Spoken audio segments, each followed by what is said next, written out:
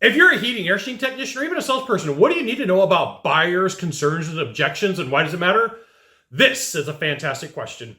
I'm Scott Bell, coming to you live from Sacramento, California on a perfect day to talk about sales and business and a fantastic day to talk about you. I'm coming to you live for HVAC technician sales secrets. Okay, I got to tell you a story. Today, a couple minutes ago, I'm on the phone with a supplier, a vendor, let's say, a marketing vendor. And there's some concerns about what's going on with the final output of the product.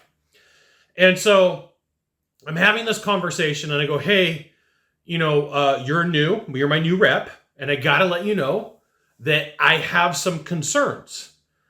And the new rep goes automatically and thinks that I have a problem that I don't have.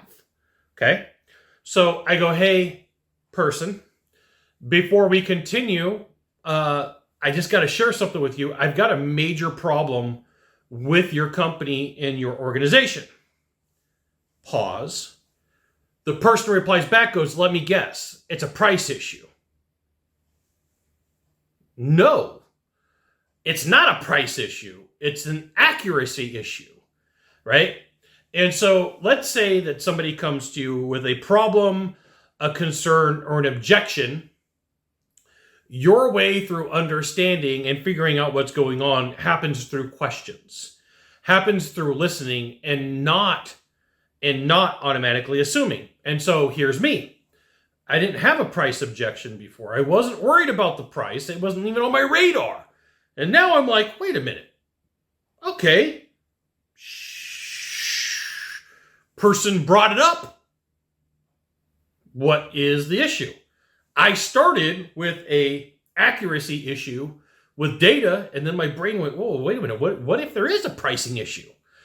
This person introduced an objection and a reaction for me that I wasn't even thinking. So you got to be careful when somebody comes to you with a concern to say, can you share with me? Can you give me some insight? Would you mind expanding upon? Can you help me understand what your concern is, okay? Instead of automatically assuming that it's an objection or an issue or a condition that other people have. Now, here's the thing.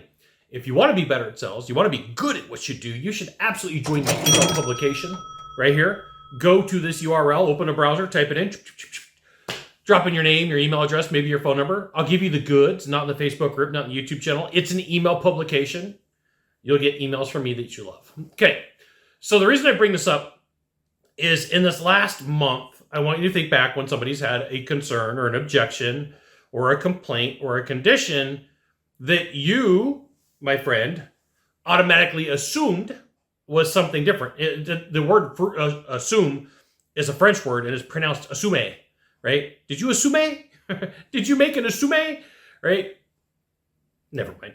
Anyway, what you need to know is at the end of the day, your job, your role, your responsibility is to figure out what the issue is without putting words in your client or potential client's mouth.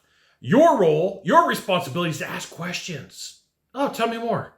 I'm so sorry that happened. What can I do to help? Give me an idea. I really want to understand. And here's the key. You got to be patient. Where salespeople, entrepreneurs, consultants screw this up is they try to speed through this process. And that's what we refer to as the wrong way. That's not how you do it. Okay? Super importante for you to understand that, right? Super importante for you to understand that at the end of the day, what you have to do is you have to slow down the process. You have to be patient. You have to ask questions. And you don't want to use that French word assume, right? You don't want to be assumed. You want to take some time and say, hey, here's what's going on. Here's the situation. And like now, as I'm sitting here, this call was 30 minutes ago. As I'm sitting here, I'm like, gosh, dang it. Is there a pricing issue? I didn't have this problem before. It wasn't even on my radar. I wasn't even thinking about it. It wasn't even like, no, my problem was an accuracy issue. Now we got two objections. And I recognize this. I'm like, come on, Scott, you're being irrational. But then I'm like, well, if that's the common complaint that everybody has, should I have it now?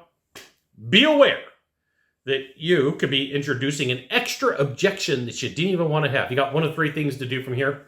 Just one of three. Find the subscribe button, click on it, and every time I send a video, you'll get an update. 2, hit follow. 3, share this video with a friend. We'll see you soon. Thanks for watching.